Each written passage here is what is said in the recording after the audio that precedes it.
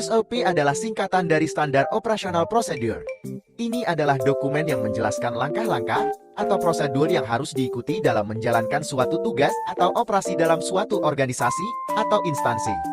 Biasanya digunakan untuk memastikan konsistensi, efisiensi, dan keamanan dalam menjalankan suatu tugas atau proses.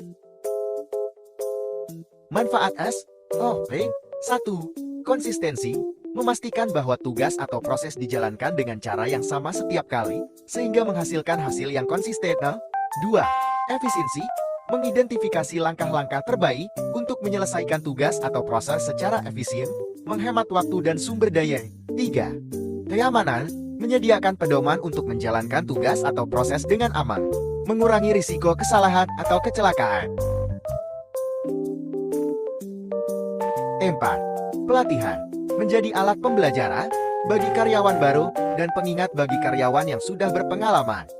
5. Peningkatan kualitas, memungkinkan untuk evaluasi dan perbaikan berkelanjutan terhadap proses yang ada, sehingga meningkatkan kualitas produk atau layanan. 6. Kepatuhan, membantu memastikan bahwa organisasi atau instansi mematuhi peraturan dan standar yang berlaku. Langkah-langkah pembuatan SOP. 1.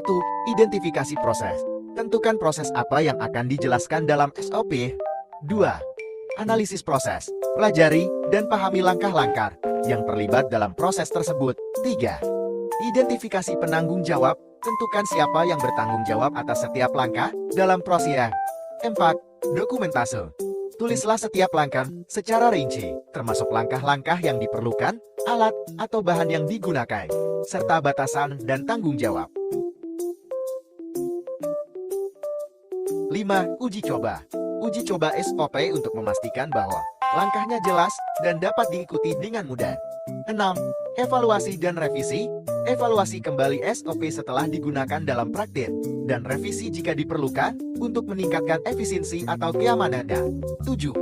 Pengesahan dan pelatihan setelah SOP selesai. Pastikan untuk memperkenalkannya kepada personel terkait dan berikan pelatihan yang sesuai. 8. Implementasi dan pemantauan.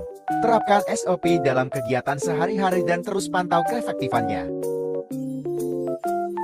Contoh SOP Studio.